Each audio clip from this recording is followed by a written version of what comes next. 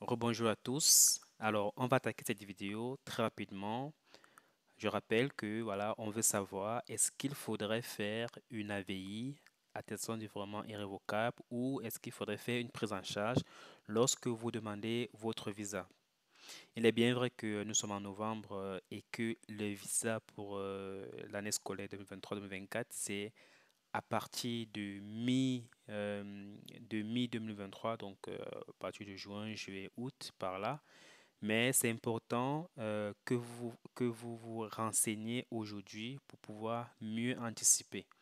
Anticiper, par exemple, sur la personne qui vous fera l'AVI ou la prise en charge. Alors, on va attaquer rapidement.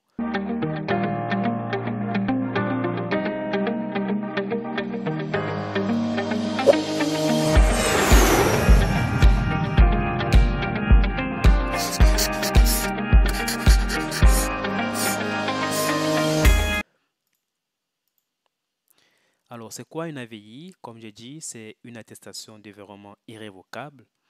Comment ça se passe? En fait, il faudrait dans un premier temps faire un compte bloqué. Un compte bloqué, c'est quoi? C'est un compte sur lequel vous avez bloqué une somme d'argent. Et cette somme d'argent-là est en fait la somme d'argent qui est définie par l'ambassade, qui est aux alentours de 4 900 000 francs CFA. Donc ici, l'ambassade euh, ne tient pas compte de qui a mis l'argent pour que cet argent soit bloqué. Donc la provenance de l'argent n'a pas d'intérêt pour l'ambassade. Donc ça peut venir de votre mère, de votre père, de votre tante, de votre cousin, de votre ami, de votre neveu. L'ambassade, pour eux, c'est transparent. Tout ce dont ils ont besoin de savoir, c'est est-ce que cet argent bloqué est dans une banque dans le pays où vous êtes et est-ce que c'est à votre nom? Si tel est le cas, alors, on va dire première étape passée. C'est très bien. Comment vous allez faire pour récupérer cet argent? Pour récupérer cet argent, dès votre arrivée ici en France, vous allez créer un compte bancaire français. Vous allez recevoir un RIB que vous allez communiquer à la banque dans le pays dans lequel vous venez, dans le pays où les 4 900 000 francs CFA ont été bloqués. Et dès lors, vous allez recevoir les mensualités euh, à partir justement du mois en cours ou du mois d'après. Donc là, c'est une AVI.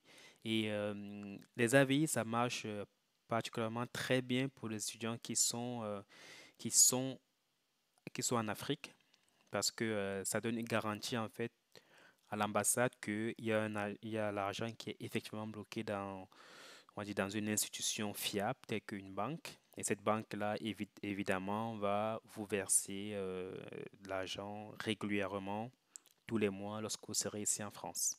Donc ça, c'est la première chose à savoir et c'est la méthode, on va dire, la mieux, on va dire quoi, la plus fiable, quoi.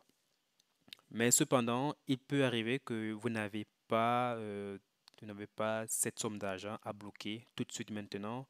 Vous n'avez pas quelqu'un dans votre famille ou dans votre entourage qui pourrait le faire pour vous. Dans ce cas, il faut penser à des alternatives. Et une des alternatives, c'est ce qu'on appelle une prise en charge. Alors, une prise en charge, c'est quoi? Vous trouvez un garant, vous trouvez une personne qui peut, on va dire, subvenir à vos besoins financiers durant une année en France. Donc, il faudrait que cette personne ait suffisamment de ressources pour lui-même déjà et pour vous, pour pouvoir subvenir à ces besoins-là. Cette personne doit remplir certains critères définis par l'ambassade. Cette personne peut être en France, ça c'est le meilleur des cas, il faudrait que cette personne soit en France, mais n'empêche que cette personne peut aussi être dans votre pays d'origine, donc d'où vous faites la procédure Campus France. Donc ça peut être voilà ça peut être quelqu'un de parenté. En général, ça doit être quelqu'un de la famille ou voilà, c'est pas possible. Il y a des possibilités aussi d'avoir des personnes qui soient, on va dire, des amis ou des connaissances. Voilà, mais en général, en fait, c'est mieux que ce soit quelqu'un, voilà, de la famille, quoi. Alors, les critères, c'est quoi? Les critères pour faire une prise en charge, alors, il y a des critères travail. Si la personne est ici en France, par exemple, il faudrait que la personne ait un CDI, un contrat à durée indéterminée, hors période d'essai, c'est-à-dire, vous savez, en France, lorsque vous commencez à travailler, vous avez 4 mois jusqu'à 6 mois de période d'essai. Et lorsque cette période est finie, ça veut dire qu'on vous confirme pour que vous soyez à temps plein. Donc, en général, c'est mieux indiqué d'avoir quelqu'un qui est hors période d'essai, en contrat en durée indéterminée. Cette personne aussi doit toucher minimum 3 fois les 115 euros, donc 3 fois 115.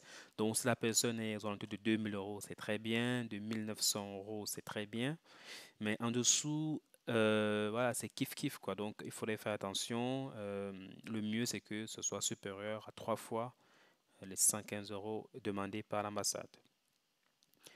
Voilà, il faudrait que la personne ait des fiches d'impôt pour pouvoir voilà, prouver que voilà, il est en France depuis longtemps. Il faudrait que la personne ait des ressources suffisantes, fiables et régulières. Donc, les ressources fiables et régulières vont être jugées en fonction justement des fiches de paie qu'il sera amené à fournir, quoi. Donc, je vous présenterai tout à l'heure les pièces à demander pour, euh, pour un garant. Vous voyez déjà que pour un garant qui est au pays, euh, avoir un salaire de 3 fois 115 euros, ça commence à monter, quoi. Ça fait un peu beaucoup. Après, voilà, si vous avez quelqu'un de la famille qui touche bien sa vie, bon, il n'y a pas de souci. Mais en général, pour un citoyen moyen euh, au pays, 3 fois 115 euros, ça fait quand même beaucoup pour un salaire. Alors qu'en France, lorsque vous trouvez quelqu'un en France, 3 fois 615 euros, c'est encore jouable voilà, pour des personnes. Il y a des personnes qui touchent facilement 2000 euros, 2500 euros, et voilà quoi. Donc ça passerait mieux pour quelqu'un qui est ici en France. Alors, côté logement, si la personne, en plus de la prise en charge, doit vous héberger, il faudrait que son logement soit décent et et que son logement soit quand même assez grand pour pouvoir loger plus d'une personne, quoi. Donc, en général, si la personne est dans une chambre étudiante, ça ne passera pas du tout. Si la personne est quand même dans voilà, dans une pièce d'à peu près de plus de 20 mètres carrés, ça va encore. Donc, voilà, il ne faudrait pas choisir des personnes qui vivent en promiscuité voilà, et demander qu'il vous loge, quoi. Il pourra dire oui, mais côté ambassade, ça ne passera pas. Donc, fais gaffe avec ça parce que ça peut être la petite, on va dire, le petit démon voilà, qui fauche en fait tout votre dossier. Alors, il y a aussi le critère lien que je parlais tout à l'heure. Voilà, c'est mieux que la personne soit de votre famille directe. Après, voilà, c'est pas possible. Les amis, cousins, parents des cousins, ça peut être toléré en fonction des situations, voilà. Mais voilà, l'idéal, c'est que ce soit la famille directe. Donc, père, mère, frère, oncle, tante. Concernant la situation de la personne, si la personne est ici en France, c'est mieux qu'il ait un titre de séjour en cours de validité. C'est le minimum. Il ne faudrait pas qu'il n'ait pas renouvelé son titre de séjour et qu'il est dans une période un peu sombre entre le renouvellement et l'expulsion. Ça ne passe pas. Donc, se renseigner sur la situation de la personne, c'est très important parce que voilà, c'est votre visa qui est en jeu, quoi. Donc, il ne faut pas prendre des risques inutiles. Voilà, pour ce qui est du dossier, la personne doit fournir sa pièce d'identité, une facture d'utilité, on parle d'électricité ou box Internet, une prise en charge totale signée.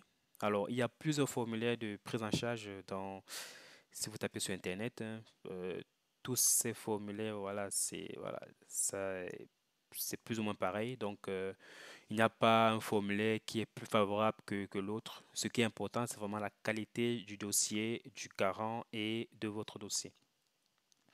Et petite astuce, ces formulaires doivent être signés par la mairie. Donc, votre garant, il va télécharger un formulaire, il va remplir, moi, sous-signé X, décide de prendre en charge monsieur ou madame Y et subvenir à tous ses besoins, logement, etc. Il va mettre voilà, toutes ces informations telles que définies par le formulaire et il doit aller à la mairie pour certifier cette demande par le cachet de la mairie. Donc c'est très simple, ça coûte 0 €, mais voilà, il suffit d'être à la mairie, à la mairie dans les heures d'ouverture et faire certifier, quoi. Ça, pas de souci. Après, voilà, pour justifier que la personne travaille, il faudrait une attestation de travail ou le contrat de travail. Dans certains cas, les 3 dernières fiches de paie, le relevé bancaire des 3 derniers mois et aussi le dernier avis d'imposition qui est lié aux impôts. Donc voilà à peu près les dossiers que le garant doit fournir pour la demande de prise en charge pour visa étudiant. Alors en général, c'est possible d'avoir plus d'un garant. Je crois que le maximum c'est 3. Mais voilà, je vous conseille d'avoir au maximum un garant pour ne pas mettre de la complexité dans votre dossier et privilégier franchement les garants qui sont ici en France. Si c'est pas possible, voilà, c'est pas grave. Vous trouvez un garant au pays. Voilà, ça peut arriver que vous n'avez personne ici en France, mais il y a des personnes au pays qui peuvent se porter garant. Dans ce cas, voilà, il faut fournir plusieurs pièces justificatives, sachant qu'en fait, ce qui est bien avec la France, c'est que les documents demandés sont disponibles par le garant, quoi. C'est pas quelque chose qui doit aller demander, qui doit s'aligner pour faire, ne pas faire la queue pour chercher les documents. Pourtant, un garant au pays, il doit, pour certaines pièces, voilà, faire une demande administrative, s'aligner parfois sur le soleil, des trucs comme ça. C'est parfois un peu compliqué. Donc voilà, ce qui est important, le message, c'est qu'il faut anticiper. Si vous n'avez pas de possibilité de faire une AVI, c'est-à-dire si vous n'êtes pas quelqu'un qui peut déposer on va dire, à peu près 5 millions sur un compte bloqué, trouvez déjà la personne qui pourra faire voilà, une prise en charge, déjà le briefer sur les pièces qu'il faudrait fournir. Sachant que si votre garant est au pays, il faudrait en général parfois un peu plus de pièces que ça, donc des pièces additionnelles pour pouvoir solidifier votre dossier. Vous savez, lorsque le garant vient d'un pays d'Afrique, l'ambassade a toujours un peu, on va dire, est un peu conservatrice, quoi. Elle voudrait vraiment être sûre que ce n'est pas de la magouille, donc il faudrait que le dossier soit propre. Si le dossier est un peu flou, faites gaffe. Il faudrait que votre garant soit vraiment quelqu'un en situation régulière, quoi. Donc voilà, c'est tout pour cette vidéo. J'espère que ça vous a plu. N'hésitez pas à mettre un pouce bleu pour nous encourager dans cette démarche de vulgarisation des démarches pour visa étudiant.